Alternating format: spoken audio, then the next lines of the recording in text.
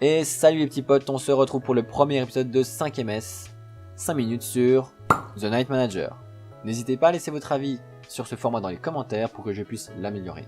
Sur ce, je vous souhaite un excellent visionnage.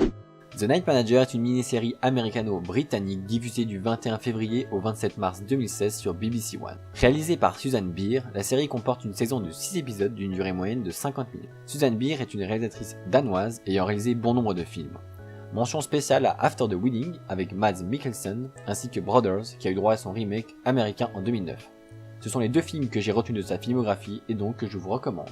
Il faut également savoir que la série est une adaptation du roman de John le Carré intitulé Le directeur de nuit. Alors, The Night Manager, de quoi ça parle? Jonathan Pine, alias Tom Hiddleston, est un ancien soldat britannique à la retraite. Cela coule en douce en tant que directeur de nuit dans un hôtel de luxe. Jonathan va recevoir des informations sur le trafiquant d'armes Richard Onslow Roper, alias Hugh Laurie, par l'intermédiaire d'une proche de Roper, Sophie.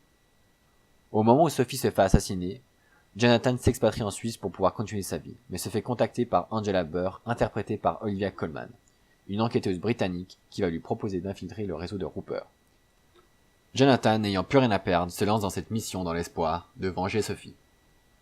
Maintenant que vous avez eu des informations et un synopsis, je vais vous expliquer quels sont d'après moi les points forts et points faibles de la série, et pourquoi vous devriez la regarder. Les points forts de la série. Son casting, ses personnages, ses décors, sa durée. Commençons donc par le casting. On retrouve en premier lieu le personnage principal, joué par Tom Hiddleston, que l'on connaît grâce à sa performance de Loki dans Thor et Avengers. Tom Hiddleston joue un ancien soldat britannique n'ayant plus grand chose à perdre dans sa vie. Personnage solitaire, mystérieux et ayant un sang-froid incroyable. L'exploit de Hiddleston est sa justesse dans son humanité de son rôle, qui est absolument magnifique à voir. Certaines scènes m'ont beaucoup fait rire, et ce uniquement grâce à la justesse du jeu de Tom Hiddleston, et qui rend les scènes tellement plus vraies. Ensuite, on retrouve le personnage de Richard Roper, interprété par Hugh Laurie, qui est principalement connu pour avoir joué le personnage de Dr House.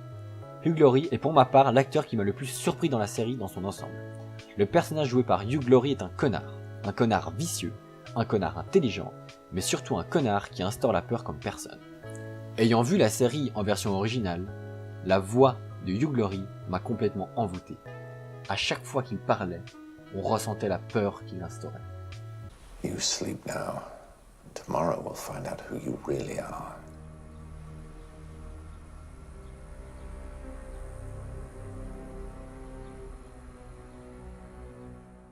On peut également citer la présence de Olivia Colman, qui joue l'enquêteuse britannique Angela Burr.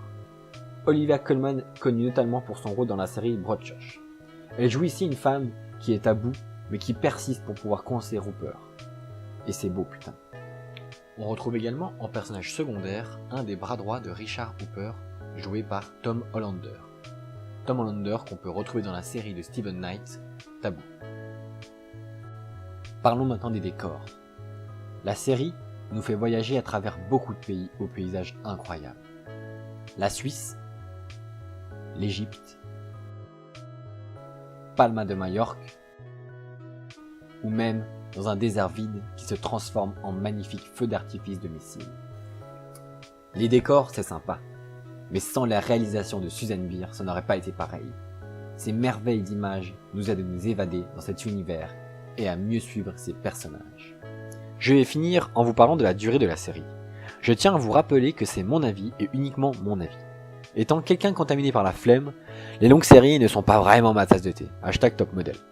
Malgré que la série ne comporte que 6 épisodes, on entre très vite dans l'histoire grâce à l'écriture de ses personnages. Le premier épisode est un tout petit peu lent à se lancer, mais cela permet de poser le contexte.